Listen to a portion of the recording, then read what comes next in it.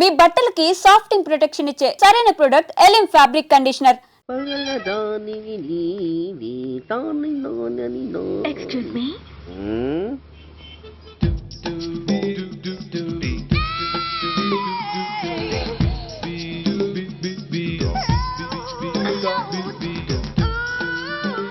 Tank బండికి ఏ bus ఎక్కాలండి? నాకు తెలీదు, ఊరి కొత్త. లక్డీ కప్పులకి ఏ బస్ ఎక్కాలండి? నాకు తెలీదు, ఊరి కొత్త. పోనీ కుక్కట్పల్లికి? నాకు తెలీదు, ఊరి కొత్త. గంటకి 300 వస్తారా? నాకు తెలీదు, ఊరి కొత్త. ఆ? నేనే విన్నాను. నేను అన్నదే మీరు విన్నారు. గంటకి 300, నైట్కి అయితే 1000. అంటే తమరు అనుమానం అక్కర్లేదు, ఆ టైపే. ఇది జోకు కాదు కదా? కాదు, serious. Don't waste my time. మీకు ఇంట్రెస్ట్ ఉందా లేదా? ఇంట్రెస్ట్ లేకపోవడమా? బోలెడంత ఉంది, కాకపోతే చిన్న ప్రాబ్లం.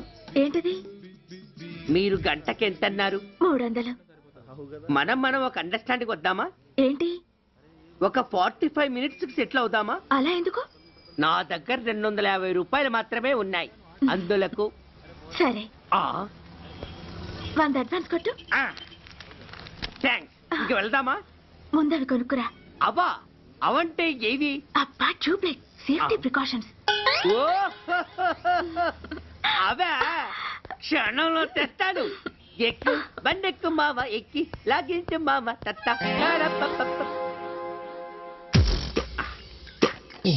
ఒక 3 ఇవ్వండి. ఏంటవి? అవే పిల్లలు బెలూన్లుగా ఊది ఆడుకుంటారు, పెద్దవాళ్ళు వాళ్ళని కరకుండా వాడుతుంటారు. అవి ఏం కావాలో తిన్నగా చెప్పవా? పొద్దున్నే మూడోటి చేయమాక. ఆ 3 వచ్చినప్పుడు వాడుతుంటారే అవి.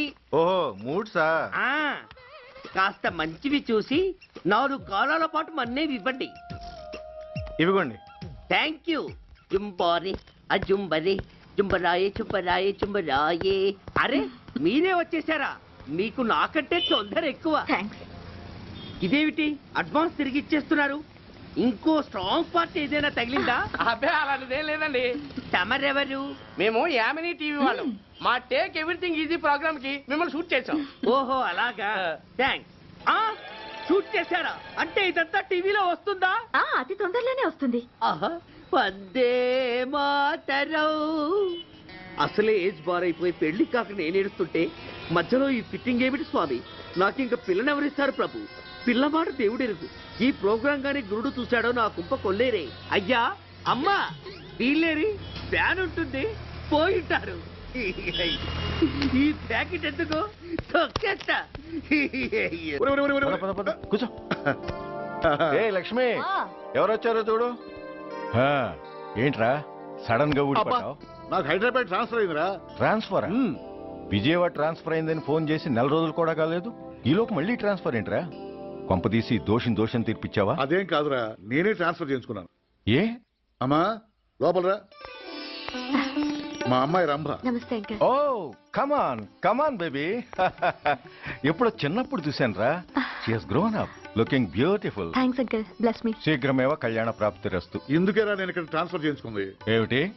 మీ అమ్మాయిని నేను దీవించడం కోసం నువ్వు హైదరాబాద్ ట్రాన్స్ఫర్ చేయించుకున్నావా? అదొక్కటే కాదు, మీ వాడికి కూడా ఇక్కడికి ట్రాన్స్ఫర్ అయింది కదా అని. ఏంట్రా కన్ఫ్యూజ్ చేస్తున్నావు? అసలు విషయం ఏంటో క్లియర్ గా చెప్పు.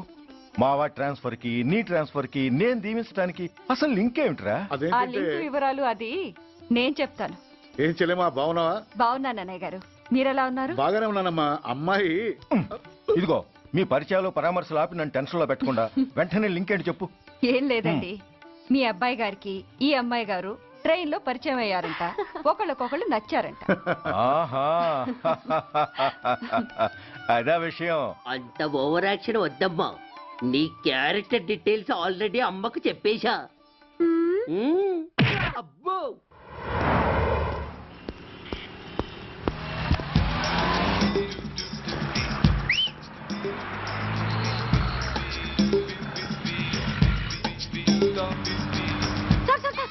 Excuse me, RTC bus stand కి వెళ్ళాలంటే ఏ నెంబర్ బస్ ఎక్కాలండి?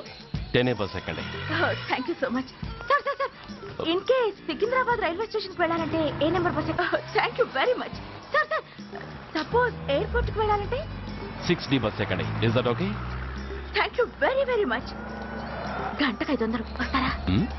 గంటకి 500. What? Per hour 500 rupees, full night అయితే 3000 రూపీస్. ప్లేస్ మీ ఇష్టం. ఏంటలా చూస్తున్నారు? సేఫ్టీ గురించి ఏం ప్రాబ్లం లేదు. కామసూత్ర కండమ్స్ నా దగ్గర ఉన్నాయి. ఇంట్రెస్టెడ్ అయితే ఓ 200 అడ్వాన్స్ ఇవ్వండి.